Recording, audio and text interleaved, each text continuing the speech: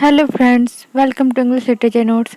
आज हम लोग एक बहुत ही इंटरेस्टिंग पोएम डिस्कस करने वाले हैं जो कि है ode on the death of favourite cat, और ये थॉमस ग्रे के द्वारा लिखा गया है।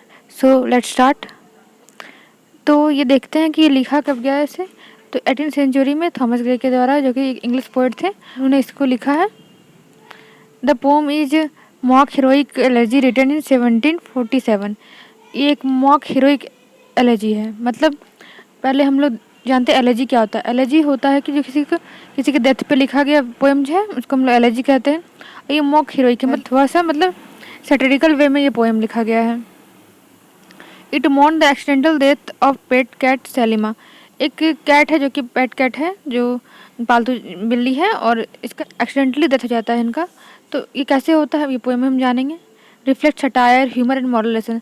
तो ये मतलब हुआ तो बुरा है, बट इसके थ्रू राइटर्स कुछ सीख देना चाह रहे हैं, कुछ मॉरल लेसन देना चाह रहे हैं, और मजाक करते हुए।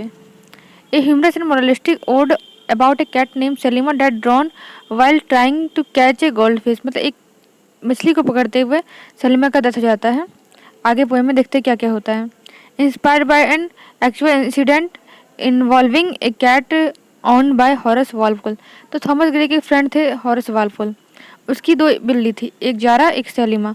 तो वो दोनों ही उनकी पेट थी, और एक का डेथ हो जाता है। वो रियल इंसिडेंट पे ये पोएम लिखे हैं थॉमस ग्रे ने।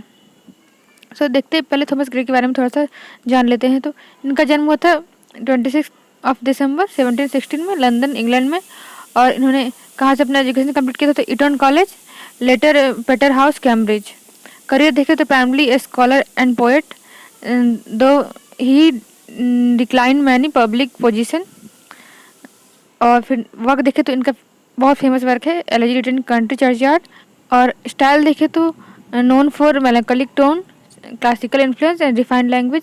मतलब इनका थोड़ा लिखा जो राइटिंग रहता था वो थोड़ा पैसिमिस्टिक रहता था, थोड़ा सा सैड रहता था, और क्लासिकल से बहुत ज़्यादा इन्फ्लुएंस रहता था पुराने ज़माने के समय से, क्योंकि ये न्यू क्लासिकल एज के ही राइटर है, तो इसलिए क्लासिकल को फॉलो कर रहे थे।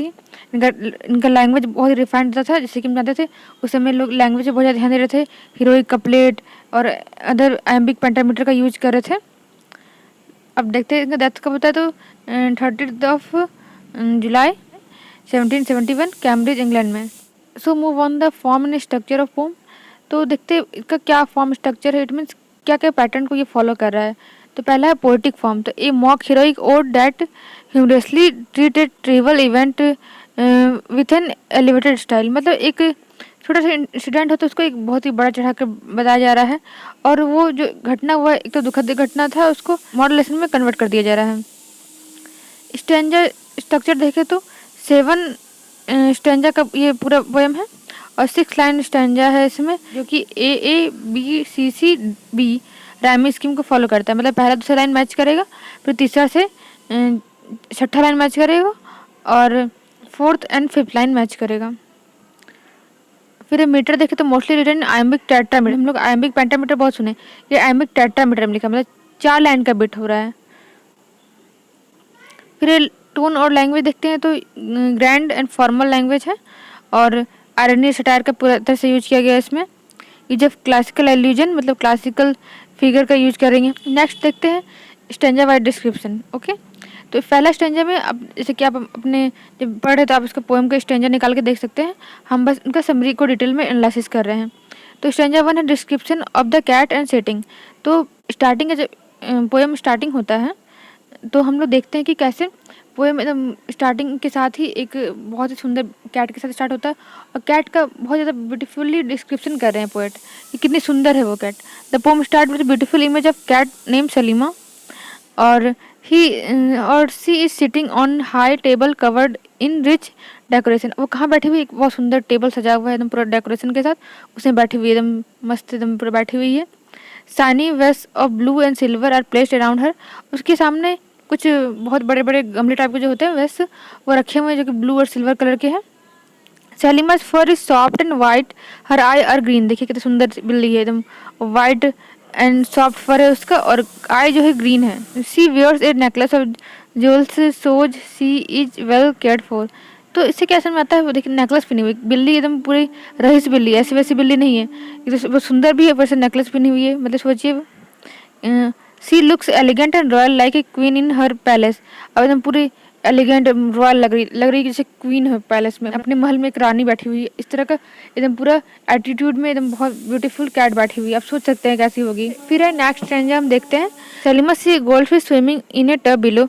तो वो सलीमा देखती है कि उसके सामने जो वेस्ट रखा है उसमें कुछ गोल्ड फिश है जो कि स्विम कर रही है और जो कि बहुत सुंदर लग रही है। The water is clear and the fish shine like jewels. तो वाटर जो है बहुत ही ज़्यादा साफ है और जो फिश है उसमें बहुत ज़्यादा चमक रही है, एकदम सुंदर सी लग रही है, गोल्ड कलर की फिश है। They looks like treasure from the sea, magical and attractive. और ये बिल्ली को जो ये गोल्ड फिश है वो इतनी सुंदर लग रही है जैसे कि एकदम समुद्र में खजाना वो देख ली, इतनी ज़्यादा सुंदर, इतनी अट्रैक्टिव। मतलब तो बिल्ली खुद सुंदर, उसको जो गोल्ड फिश है उसको उससे भी ज़्यादा सुंदर लग रही है, उसको बहुत ज़्यादा पसंद आ रहा है goldfish. Selima become curious and excited to catch them. और सलीमा जो है बिल्ली को लगता है कि हम इसको पकड़ ही लेंगे, हम उसको एकदम ले ही लेते थे, सुंदर है वो। The fishes look easy to catch moving slowly and gracefully. उसको लगता है कि जो टब है उसमें से हम आराम से बिल्ली को कैच कर लेंगे और उसके बाद तो हम पूरा एंजॉय करेंगे। बट क्या होता है अब आगे देखते हैं हम। देखिए एक पिक्चर लगाए हैं कि कैसे, देखिए बिल्ली दिख रही है सुंदर सुंदर गोल्ड फिश और उसको मन करा है टब से हम एकदम बिल्ली को कैच कर लें। सो नेक्स्ट स्लाइड देखते हैं हम लोग। Stanza 3 she try to catch the fish. वो ट्राई करती है कैसे हम फिश को कैच करें। तो Selima carefully stretches her paw toward the fish. अपना वो पंजा निकालती है और उसको पकड़ने की कोशिश करती है। She moves gently trying not to fall from the table. और वो टेबल पे बैठी हुई थी और उनके सामने एक बहुत बड़ा सा टब था जिसमें कि वो ट्राई करी थी फिश को पकड़ने का। तो वो सोचती कि हम ऐसे से धीरे धीरे करते हैं कि हम गिरे भी ना टेबल से और आराम से फिश उसको पकड़ भी लें। Her eyes are fixed on the shining fish. उसका आँख एकदम फिश के ऊपर एकदम ध्यान आकर्षित की हुई, कैसे हमको पकड़ ले। The fish kept swimming tempting her more and more. और जितना भी ट्राई करी वो पकड़ने का फिसल जा रही है, भाग जा रही है, स्विम कर ले रही है।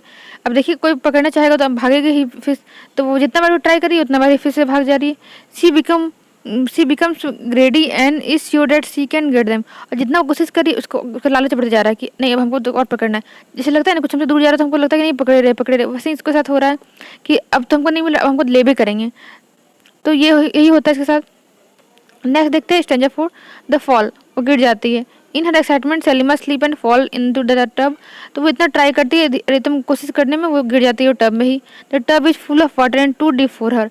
और जो टब है बहुत ज़्यादा भरा होता है कि उसमें एकदम घुसने के बाद निकलना उसके लिए पॉसिबल नहीं था। She try to balance but it's too late. वो चाहती कि हम बैलेंस करें बट वो पानी में पूरा बह जाती है। हर dreams of catching the fish turn into disaster. और वो उसका मन था कि फिश को कैच करेंगे और एकदम एंजॉय करेंगे, बट वो एक डिजास्टर में एक एकदम बुरा चीज़ में चेंज हो जाता है। दिस सडन फॉल इज बहुत शॉकिंग एंड ट्रेजिक। और वो अचानक से जो गिर जाता है वो बहुत ज़्यादा मतलब ट्रेजिक था। अब उसके बचना एकदम मुश्किल था और बहुत ज़्यादा शॉकिंग था क्योंकि वो नॉर्मली बैठी हुई थी एकदम सुंदर सी बिल्ली और उसको एक नज़र पड़ गया गोल्ड फिश में और अचानक से वो पूरे टब में ही गिर गई। नेक्स्ट देखते हैं स्ट्रेंजर 5 स्ट्रगल एंड डेथ। तो Salima fight to stay above water but can't swim. वो चाहती है कि हम स्विम करें, बाहर निकले, बट वो नहीं हो पाता है उससे। She places and mews but nobody helps her. तो वो बहुत आवाज़ लगाती है कि कोई मेरी मदद करने के लिए, बट कोई नहीं आता है वहाँ पे।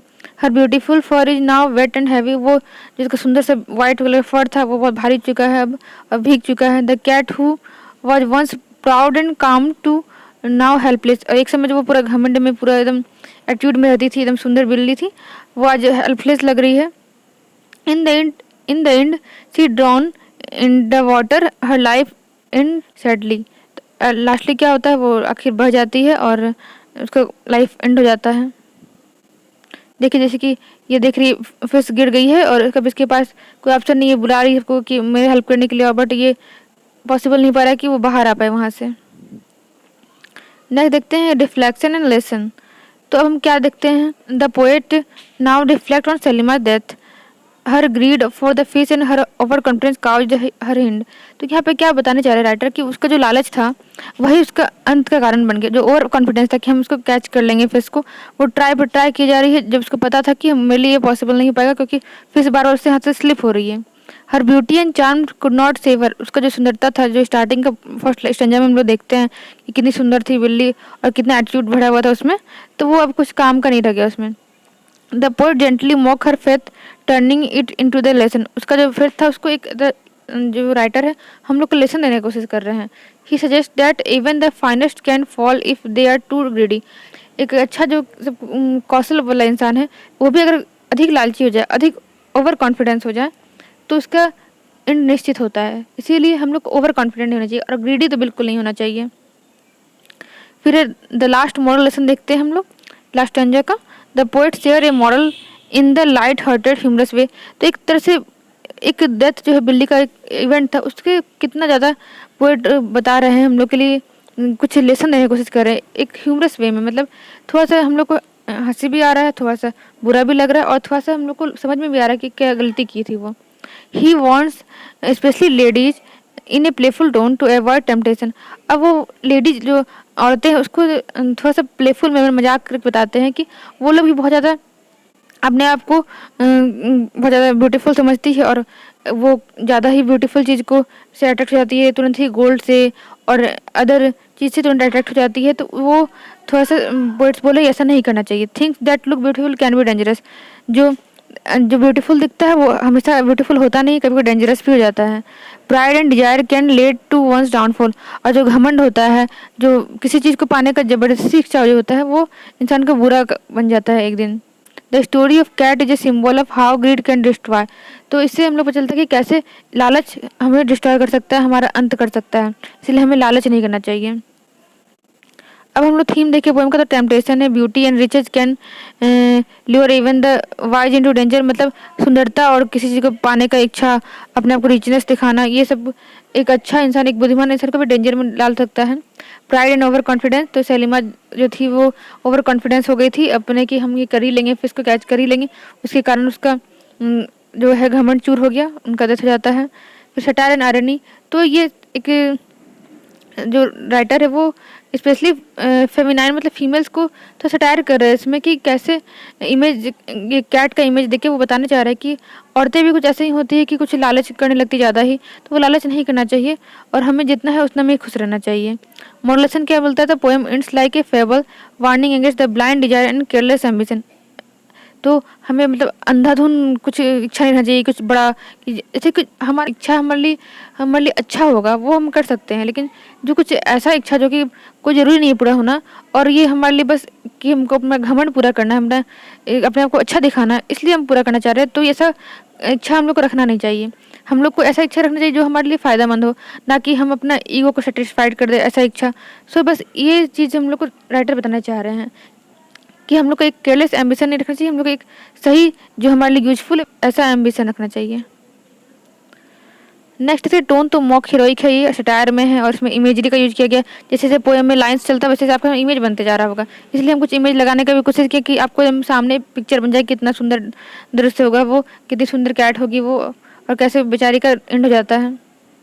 नेक्स्ट देते हैं कंक्लूजन। तो poem tell a humorous but thoughtful story of a cat who die due to her own greed. मतलब एक थॉटफुल स्टोरी हम देख सकते हैं कि एक कैट का कैसे दर्शाया जाता है कि अपने लालच की वजह से ही, और इसमें एलिगेंस, वीट और मॉरल लेसन भरा हुआ है। पूरा पोएम बहुत ज़्यादा इंटरेस्टिंग लगा। Gray use this small event to teach about human behaviour, specially the danger of being too proud and greedy. एक छोटा सा इवेंट लेके राइटर कितना ज़्यादा ह्यूमन का बिहेवियर को बताने की कोशिश की कि कैसे अगर लालच और घमंड है तो कैसे डेंजर और डेंजरस हो सकता है life. So thanks for watching. Like, share and subscribe.